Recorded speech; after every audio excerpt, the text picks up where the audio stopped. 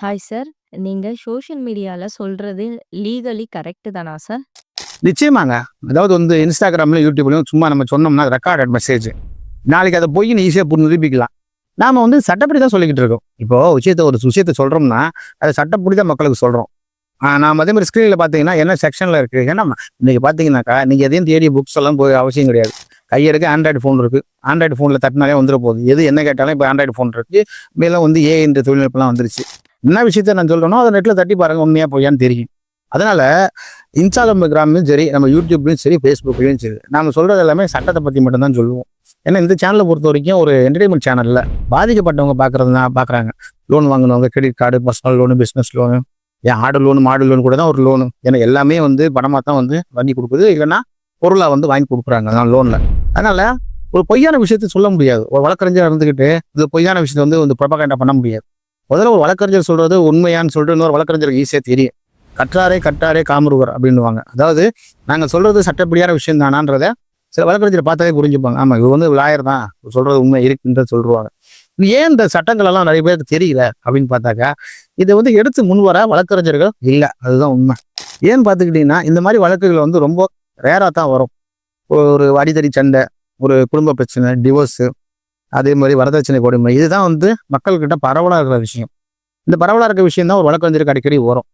ரொம்ப அபூர்வமா தான் இந்த இன்சூரன்ஸ், இன்கம் டேக்ஸ், ஆக்சிடென்ட் இந்த மாதிரி வழக்குகள்லாம் வரும். ஆனால் பேங்கிங்கை பொறுத்த வரைக்கும் இது வரைக்கும் பார்த்தீங்கன்னா ரொம்ப அபூர்வமா தான் இந்த வழக்குகள்லாம் தாக்கல் செய்வாங்க. இந்த ஒரிஜினல் சூட், இன்சால்வன்சி எல்லாம். ஏன்னா அவ்வளோ சீக்கிரம் போக மாட்டார். அப்படிப்பட்ட நேரத்தில் வந்து சில வழக்கறிஞர்கள் தெரியாமல் இருக்கலாம். ஒரு சிலருக்கு பேருக்கு இந்த சட்டத்தை வந்து எடுத்து சொல்றதுக்கு வந்து சிறந்த மீடியா ஒன்று இல்லாமல் இருக்கலாம். இல்லை மீடியாவில் எனக்கு தெரிஞ்சு வந்து நிறைய பேர் மேலோட்டமாக சொல்லியிருக்காங்களே ஒழிய, நாம தான் வந்து இந்த கடன் பாதிக்கப்பட்டவருக்கு வந்து என்னென்ன பிரச்சனைகள் வரும், எப்படி சமாளிக்கலாம், கடனை வாங்கினா வந்து கொடுத்துதான் ஆகணும், இல்லை வந்து வேற வழி தான் எடுக்கணும்லாம் கிடையாதுங்க. கடன் வாங்கினருக்கு வந்து கடன் வந்து ஒரு நிலை தானே தவிர அது ஒரு முடிவு இல்லை. எவ்வளோ பேர் கடன் வாங்கிட்டு நஷ்டம் அடைஞ்சிட்டு திருப்பியும் வந்து தொழில் ஆரம்பிச்சு சக்ஸஸ் பண்ணவங்க எவ்வளோ பேர் இருக்காங்கன்னு சொல்லிட்டு நம்ம வந்து பாசிட்டிவான அப்ரோச் தான் சேனலில் கொடுத்துக்கிட்டு இருக்கோம்.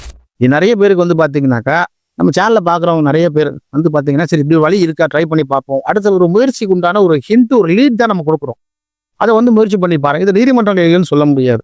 இதில் சில வருத்தத்துக்குரிய விஷயம் என்னன்னா, சில நீதிமன்றங்கள் வந்து இந்த மாதிரி வழக்கு எடுத்துக்க மாட்டேங்கிறாங்க. ஏன்னா இந்த மாதிரி வழக்கு வந்ததே கிடையாதுங்கிறாங்க. ஒரு ஒரிஜினல் சூட்னா அது சாதாரண வந்து சொத்து விஷயங்களை வந்து ஈஸியாக போட்டுற முடியும். ஒரு வழக்கை தாக்கல் பண்ணும்போது அது சூட் எதுக்கு போடுறீங்க அப்படின்னா, சூட் ஃபார் இன்ஜெக்ஷனுக்கே சூட் போடுறீங்கன்னு கேட்குறேன். ஒரு இன்ஜெக்ஷனுக்கு சூட் போட முடியாதா? சூட் வந்து எதுக்கு ஒன்றா பண்ணுவாங்க. எதுக்கு வந்து ப்ராப்பர்ட்டி சம்மந்தமாகவோ, உரிமை சம்மந்தமாகவோ எதுக்கு ஒன்றா ஒரு சூட் ஃபைல் பண்ணலாம். அப்படி இருக்கும்போது இன்ஜெக்ஷன் ஆர்டரே நாங்கள் சூட்டாக கேட்குறாங்க. அதுவே உங்களுக்கு வந்து ஒரு ஆர்டர் வேணும், ட்ரீம் இன்ஜெக்ஷன் ஆர்டர் வேணும், பர்மனெண்ட் வேணும் அப்படின்னு கேட்கும் போது சூட் ஃபார் இன்ஜெக்ஷன் சொன்னதான் உங்களுக்கு புரியுது.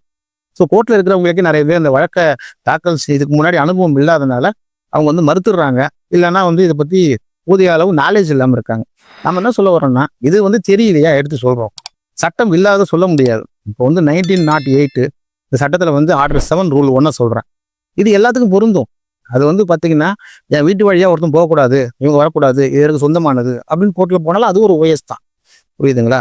இந்த வழியா வந்து ஒரு வண்டி வந்து பார்க் பண்றாரு, இது என்னோட இடம், இதுக்கு உண்டான சன்னத்தை என்கிட்ட இருக்கு, இவர் இந்த பேர் கொண்ட நபர் இந்த வண்டியை கொண்டு வந்து இங்க நிறுத்தக்கூடாதுன்னு கேட்டால் அதுவும் ஒரிஜினல் சூட்டு தான். ஸோ நம்ம என்ன கேட்குறோம்? ஒரு தடையாணை, ஒரு உறுத்து கட்டளை, இதை கேட்குறோம். இன்ஜெக்ஷன் உறுத்து கட்டளை, இதை கேட்கறது தப்பே கிடையாது. அதே போல் நம்ம என்ன கேட்குறோம்? எங்க ப்ரிமிசஸ்க்குள்ள, எங்க வீட்டுக்குள்ள கடன் கொடுத்தவர் இந்த மாதிரி இந்த நபர்களையும் பேரை மென்ஷன் பண்ணி இவர்கள் வரக்கூடாது, வந்து பிரச்சனை செய்யக்கூடாது, இதுவாக தான் சட்டப்படி பார்த்துக்கிறோம், இந்த மாதிரி ஆளுங்க என் இடத்துல நுழையக்கூடாது அப்படின்னு சொல்றது கேட்கறதும் ஒரு ஒரிஜினல் சூட்டு தான். இது வந்து இந்த சட்டத்துல இருக்கு.